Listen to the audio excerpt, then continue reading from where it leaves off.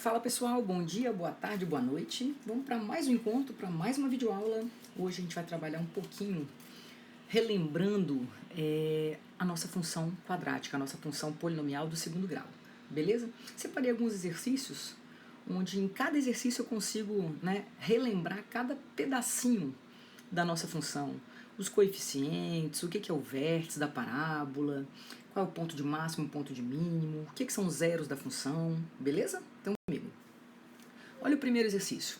No primeiro exercício é justamente para a gente trabalhar o conceito que a gente viu dos coeficientes, né? O que a gente viu na nossa função quadrática? Vamos só relembrar. Deixa eu pegar o pincel. A gente sabe que a nossa função polinomial do segundo grau, também conhecida como função quadrática, ela é desse tipo: ax ao quadrado mais bx mais c. Tudo bem? O que a gente definiu? Professora, coeficientes a, b e c. Eram números o quê? Números reais. De tal maneira que a única coisa que tinha de diferente é que o a não era quem, gente? Zero. Por que mesmo? Porque se o a fosse zero, professora, a gente não teria uma função polinomial do segundo grau. A gente teria uma função polinomial do primeiro grau. Concordo? Porque ia ficar 0 vezes x ao quadrado, daria 0. Sobraria só bx com c. Tudo bem? Beleza, eles são os coeficientes. Eu mostrei para vocês graficamente que cada um desses coeficientes a gente tem como determinar, né, o seu valor, se ele é positivo, se ele é negativo. O que a gente viu? Que o coeficiente a, ele pode ser um número positivo ou negativo, não pode ser zero. Beleza. Se ele for positivo, nós brincamos assim: uma pessoa positiva, carinha feliz. Uma pessoa negativa era carinha sisuda, carinha triste. Isso era para quê? Para determinar a concavidade da nossa parábola. Então a gente determinou que o A dizia se a concavidade era para cima ou se a concavidade era para baixo. Estão lembrados? Então o A já me determina isso aqui, a concavidade da parábola. Só de olhar para essa parábola, eu já estou visualizando que o quê? Que o A vai ter que ser aqui negativo. Não sei qual é o valor dele, mas é um número negativo. Beleza, prof. Depois nós vimos o ponto de corte no eixo Y. Lembra disso aqui? O que é o ponto de corte no eixo Y, no eixo das ordenadas? Professora, quando corta o eixo Y, a gente sabe que o x vale quanto? Vale 0. Calma aí, professor. Então, naquela função lá, vamos lá, rapidinho. Naquela função, se o meu x tem que ser 0, vai ficar a vezes 0 ao quadrado, b vezes 0 mais c. Isso aqui zerou, isso aqui zerou. Qual vai ser o ponto de corte no eixo y? Ah, verdade, professor, o termo independente, o coeficiente c. Então, nós vimos também que o c determina o corte em y. Tudo bem? Ou seja, o corte no eixo das ordenadas. Então, esse aqui é o ponto 0 e c. Você concorda que o c, como está passando aqui, ó, olha lá, o eixo y, positivo para cima, negativo para baixo. Então, eu já sei que nesse caso o c é quê, né, gente? Não sei o valor dele, mas eu sei que ele é negativo. Maravilha. Prof, e o b mesmo, como que a gente determinava se ele era positivo ou negativo? Vamos lembrar? O b, a gente vai observar o sentido dele quando está cortando o eixo y. Quando está cortando o eixo y, pessoal, ele está caindo ou está subindo? Está caindo. Opa, se ele está caindo é porque ele é negativo. Estão lembrados? Se ele estivesse subindo, ele seria o quê? Positivo. Professora, significa então que tanto A, quanto B, quanto C, todos nessa função, não sei quais são os valores deles, mas sei que todos são negativos, certo? Certo. Ele vira para mim e fala assim: nessa parábola, então, que está representada, a gente pode dizer que os sinais dos produtos A vezes B, A vezes C e B vezes C vão ser, respectivamente... Galera, se tudo é negativo, você concorda que menos com menos vai dar o quê? Você estudou lá no seu sétimo aninho. Mais. Ué, professor, então aqui vai dar positivo, aqui vai dar positivo e aqui vai dar positivo. Ou seja, você iria marcar que letra, pessoal? Letra D de Deus. Beleza? Positivo, positivo, positivo. Segunda questão. Nessa segunda questão, eu queria que você observasse que ela é uma questão tipo C, né, de alternativas. Então, muitas vezes, você não precisa descrever, descobrir qual é a função, né, que está representada nesse gráfico.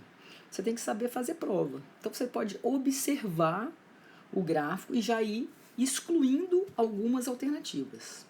Vamos lá, o que a gente acabou de falar. Eu já sei que o meu A é o quê? Positivo. Por quê, professora? Concavidade voltada para cima. Beleza. Já sei que o valor de C, ó, é o corte no eixo Y. Então, qual é o valor de C? 1. Até aí tudo bem? Se eu for procurar o valor de B, olha só, pessoal, o meu B, onde está cortando aqui o meu eixo Y, está o quê? Está caindo. Então, já sei que o meu B vai ser algo negativo. Vamos observar agora as alternativas. Repara só. Qual o valor de C mesmo? 1. Pode ser menos 1?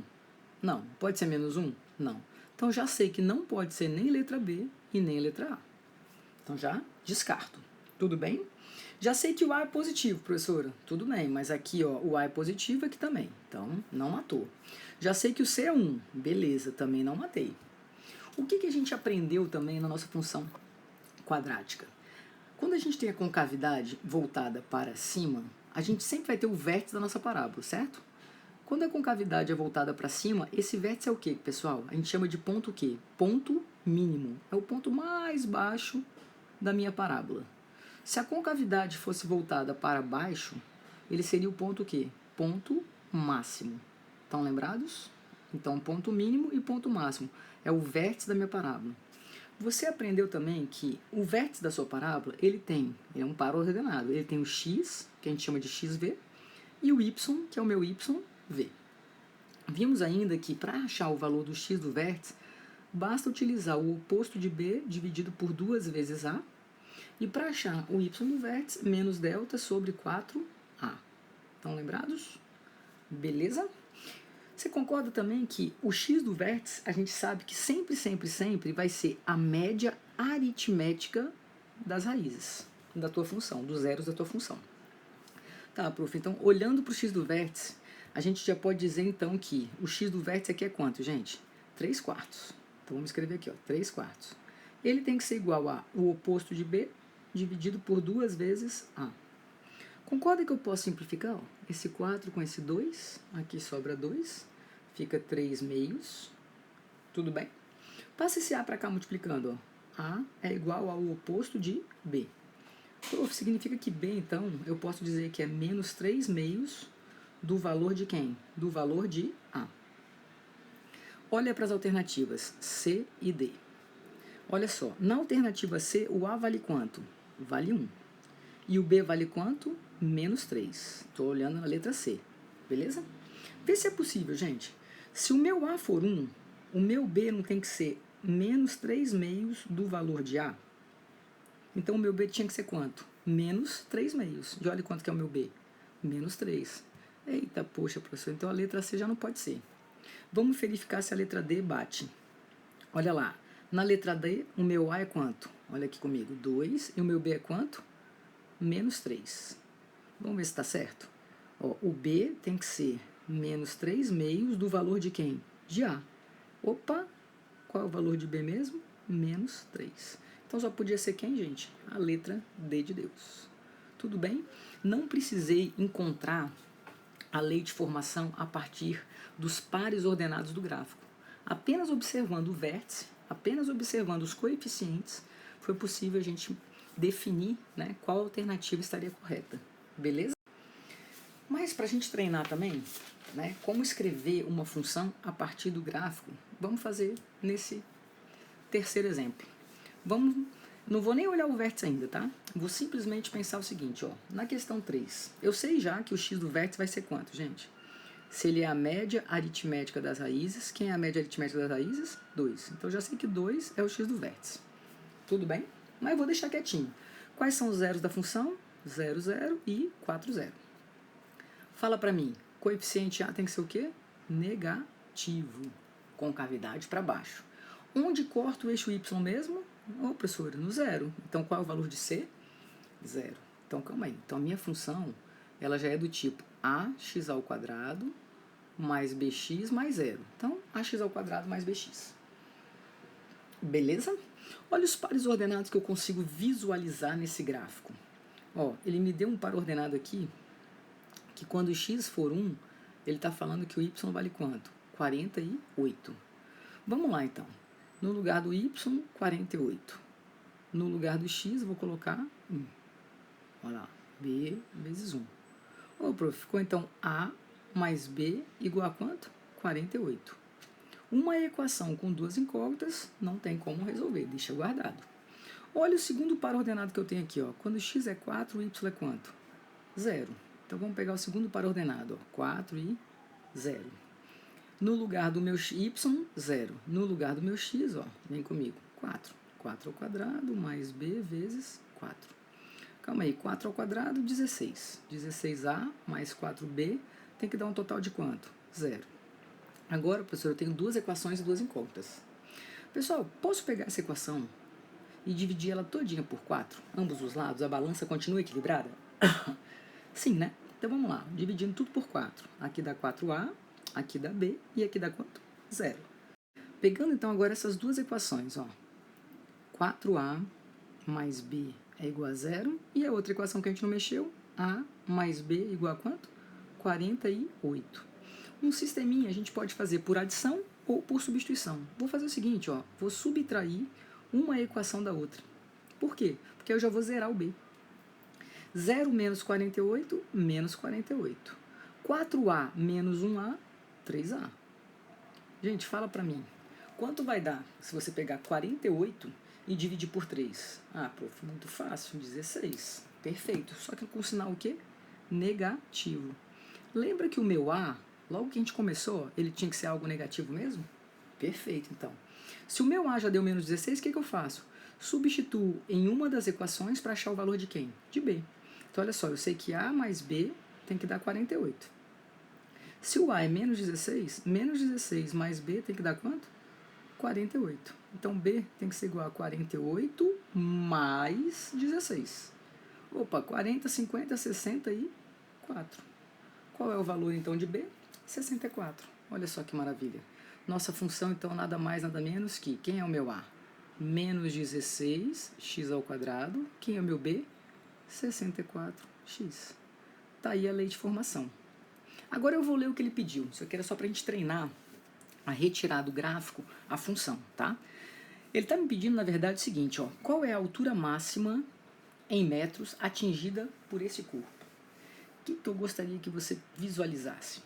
Se a gente já tem o x do vértice e já tem a lei de formação, eu posso muito bem substituir o x do vértice na minha função, porque eu vou achar justamente quem? O y do vértice. Ó, menos 16 vezes 2 ao quadrado mais 64 vezes 2.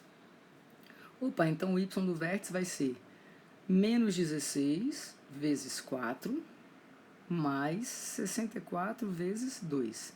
Tu está sem calculadora. Então vamos lá, eu já sei, professor, que 4 vezes 16 dá 64. Acompanhe esse raciocínio aqui, gente. Ó, eu tenho 2 64. Se eu tirar um 64, vamos sobrar quantos 64? Um só. O que você acabou de achar, então? Que o vértice, né, a altura máxima vai ser 64. Gente, mas olha só. Estava tudo em quê? Em centímetros. A resposta que ele está me dando está em quê? Em metros. Vamos ver por quê? Vamos lembrar do famoso KH da mole, desce melhor? Então, olha lá, metro, decímetro, centímetro. Eu estou aqui. Eu preciso representar em metros. Quantas casas para a esquerda? 2. Então, 0,64 o quê? Metros. Beleza? Alguém pode falar, professora, eu entendi o que você fez de substituir. Mas se eu quisesse achar usando a formulinha menos delta sobre 4a, podia? Claro. Vamos lá. Primeiro vamos fazer aqui no cantinho. Quem vai ser o delta? B ao quadrado. Vamos voltar na minha função. Ó. Quem é B ao quadrado? 64 ao quadrado. Menos 4ac. Como c é 0, não vou nem pegar. Estou sem calculadora. Vou deixar assim. Menos 64 ao quadrado. Você concorda que é 64 vezes 64. Tudo bem? 4 vezes o valor de A tinha dado quanto? Menos 16. Prof, eu já sei que aqui está menos 64 vezes 64 e 4 vezes menos 16 dá menos 64. Olha lá. Simplifica, adivinha quanto deu y do vértice? 64, como tinha que ter dado. 64 o quê? Centímetros. Beleza? Compreenderam? Então eu posso Se eu já tenho o x do vértice, eu posso substituir na minha função, que eu vou achar o y, consequentemente, porque é um par ordenado, ou eu posso usar a formulinha, menos delta sobre 4a. Vamos para o próximo. Vamos começar agora a contextualizar, né? Então, se a gente já sabe o que é o vértice, o que é cada um dos coeficientes, como que é cobrado, né? Onde entra na nossa vida, né, a nossa função quadrática. Olha só essa questão que bacana. Uma artesã, ela produz diversas peças de artesanato e ela vende uma feira. Para um vaso, especialmente confeccionado em madeira, o lucro obtido em função da quantidade produzida e vendida X é dado por essa lei de formação. Repara, esse f de x, então, eu vou até botar Lx, para você lembrar que é quem? Que é o lucro, em relação à quantidade de vasos que ela vende, tá? Então, eu já sei que a minha f de x aqui, ó, é o meu lucro, tudo bem? E o que o meu x é nada mais, nada menos o quê? Que as unidades de vaso que ele vai vender. Tudo bem? Que ela vai vender. Ele vira para mim e fala assim, ó, existe, porém, uma determinada quantidade em que o lucro obtido ele é o máximo possível. Olha só, vamos olhar para essa função. Coeficiente A é quanto, gente? Menos 1, coeficiente B, 50 e coeficiente C, 0. Só de olhar o valor do A, eu já sei que a concavidade é voltada para baixo. Consequentemente, o vértice da minha parábola é um ponto máximo, certo? Então, quando ele está falando do lucro máximo, está falando do meu y do vértice. Beleza?